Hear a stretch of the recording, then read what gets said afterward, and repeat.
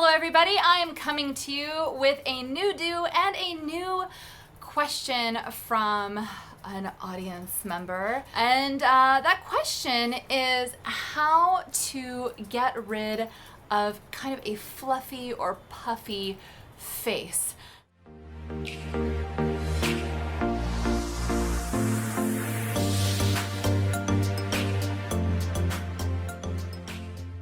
First, I want to let you know that if you have a question that you want to submit, yes, you can put it in the comments, but one thing you can do is you can click on a link that is in the description box below, and that will lead you to my link tree.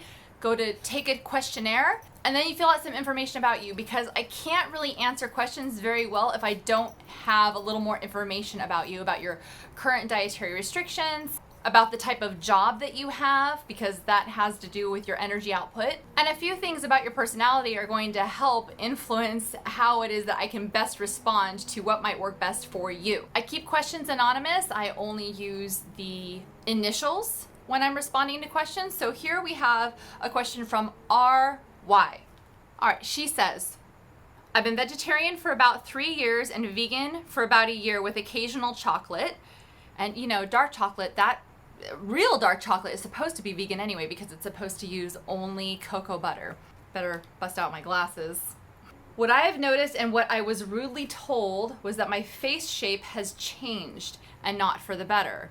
Kick that person to the curb in your life. But anyhow, I can no longer see cheekbones. And she mentions that she thinks that's a bit vain. That's okay, honey. Everyone's vain. Vanity, there's actually nothing wrong with vanity, I don't think.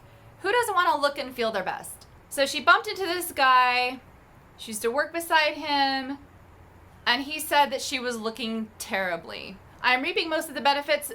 I'm guessing she means from her vegan diet, but my face is rounder and older looking. I am 35. So she's only 35. That's pretty young. I was mostly eating loads of dates during the day, then potatoes at night with some salad.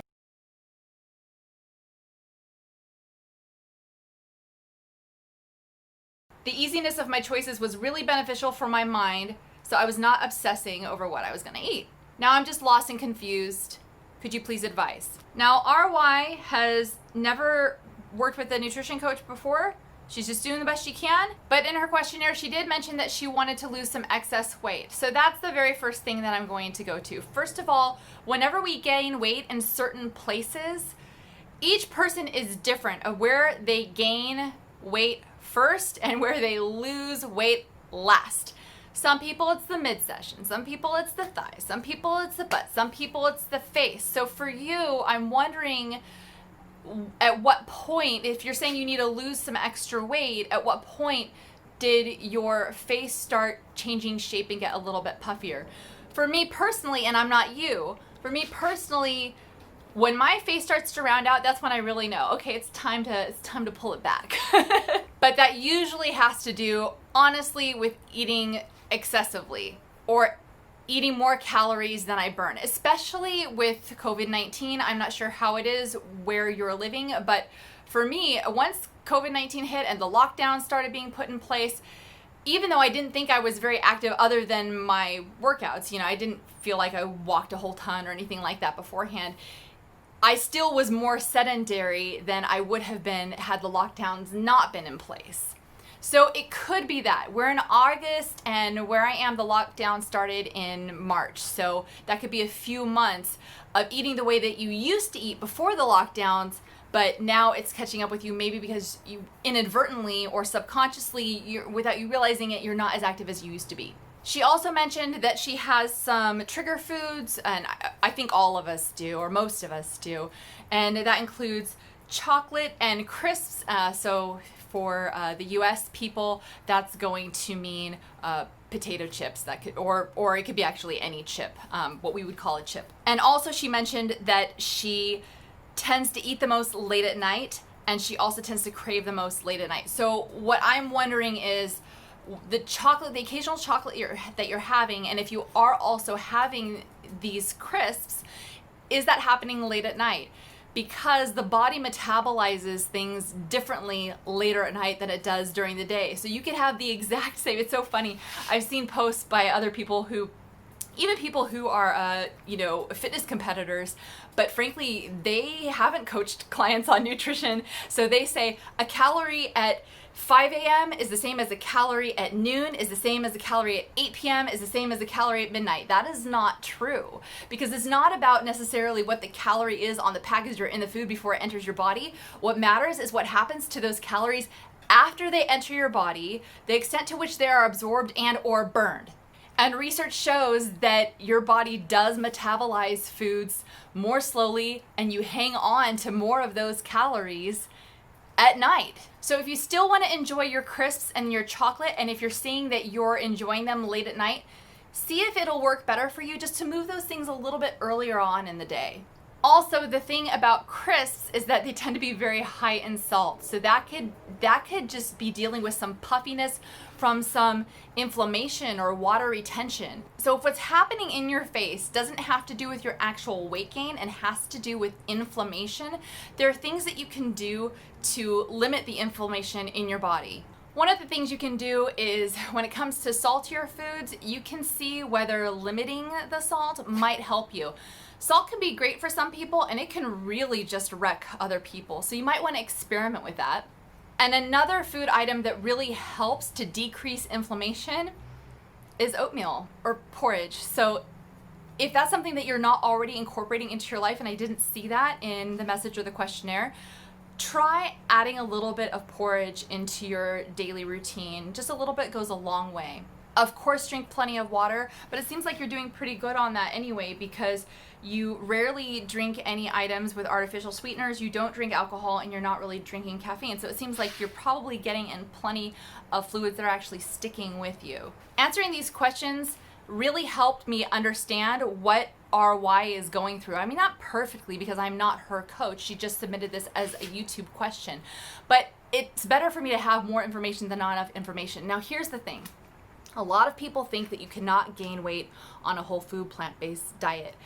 As a nutrition coach and a weight loss coach, I'm telling you right now that's not true. Because although, potatoes are really filling, that's nice, but some people, and everybody's different, some people experience the fullness that they have with potatoes, it just goes right through them after not too long of a time. So you can tell people, oh, eat potatoes, they're filling. That's neat and all, but what you might find is, without you realizing it, because you are not feeling sort of psychologically full, you end up having a little more chocolate than you thought you were having, or you just sneak in a few more crisps than you thought that you were going to be having. Also, when it comes to potatoes, the energy from potatoes is ready immediately. It's almost immediately available to you. What that means is it's ready to provide you with energy right away.